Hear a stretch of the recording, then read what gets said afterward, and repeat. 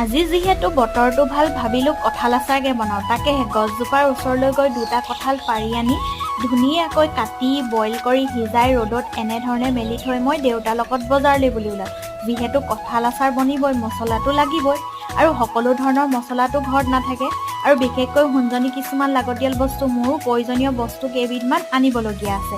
এয়া আমাৰ গাঁৱৰ নামঘৰ ভাগি।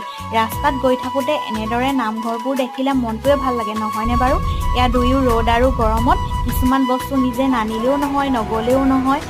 এয়া আমাৰ নাজিৰা ডেইলি বজাৰ। বেটিৰ কাৰণে ল'লোঁ কল আৰু কিছুমান শাক পাচলি ল'লোঁ আৰু তাই ভাল পোৱা কেইবিধমান ফল মূলো লৈ ল'লোঁ। আৰু যাওঁতে যিহেতু বেটিক খুৱাই থৈ গৈছিলোঁ, আহি দেখিছোঁ তাই উঠি মোক দেখি জুমি জুমি চাই মুখ মেলি মেলি হাঁহিছে। আৰু কঁঠাল আচাৰ হ'ল মোৰ ৰেডি আৰু আচাৰে আজি ধুনীয়াকৈ ৰ'দো পালে। আজি বেটি যিহেতু 10 মাহ সম্পূৰ্ণ, তাকে ফটো দুখনমানো তুলি ল'লোঁ। বাৰু দিয়ক, ভিডিঅ'টো কেনেকুৱা লাগিলে জনাব। অন্য এটা ভিডিঅ'ত লগ পাইছোঁ, আপোনালোকক ধন্যবাদ।